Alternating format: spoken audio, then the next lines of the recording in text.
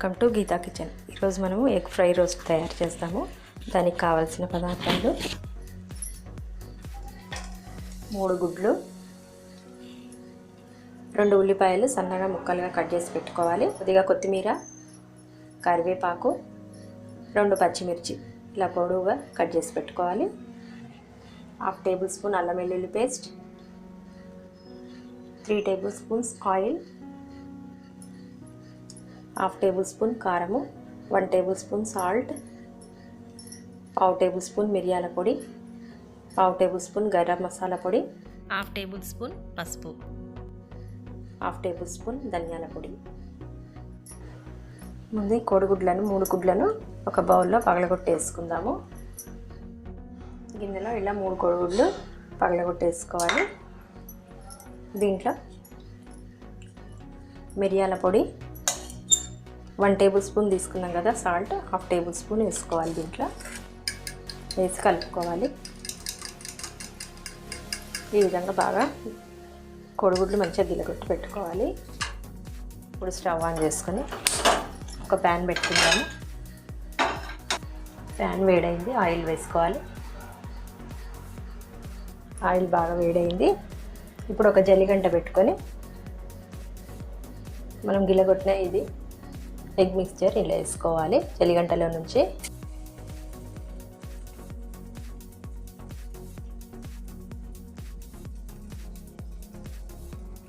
Egg అంతా ఒకసారి కలుపుకోవాలి. ఇలా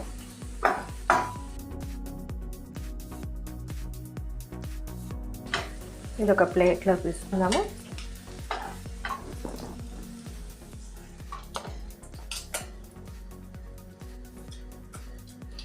ఈ ఎగ్స్ అన్ని తీయంగా కొంచెం ఆయిల్ ఉంటుంది ఇంట్లో.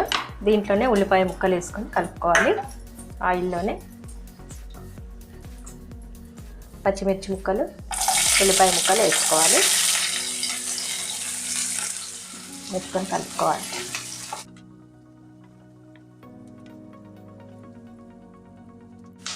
కరివేపాకు వేసుకుందాము.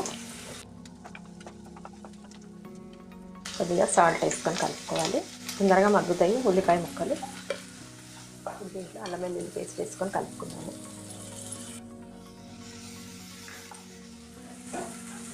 అల్లం వెల్లుల్లి పేస్ట్ పచ్చివాసన పోయేంత వరకు వేయించుకోవాలి. తర్వాత దీంట్లో పసుపు వేసుకొని కలుపుకుందాము. తర్వాత 1 నిమిషం తర్వాత కారము, గరం మసాలా పౌడర్, ధనియాల పౌడర్ వేసుకొని కలుపుకోవాలి. మసాలాలు మొత్తం అన్నీ కలిసేటట్టు కలుపుకోవాలి. ఇప్పుడు మనం ఆయిల్లో ఫ్రై చేసిన ఎగ్ వేసుకోవాలి, వేసుకొని కలుపుకోవాలి.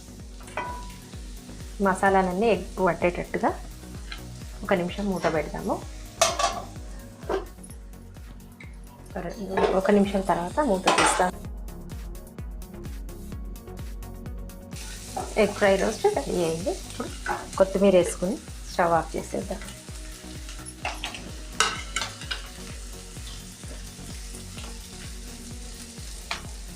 ఎగ్ ఫ్రై రోస్ట్ రెడీ అయింది. ఇది ఒక ప్లేట్లోకి తీసుకుందాం.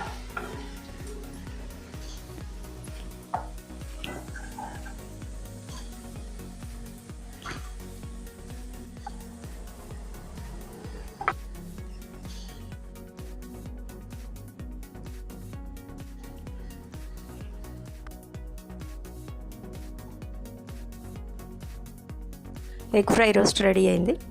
ఈ వీడియో మీకు నచ్చినట్లయితే లైక్ చేయండి, షేర్ చేయండి, కామెంట్ చేయండి. సబ్స్క్రైబ్ చేయని వాళ్ళు ఉంటే సబ్స్క్రైబ్ చేసుకోండి.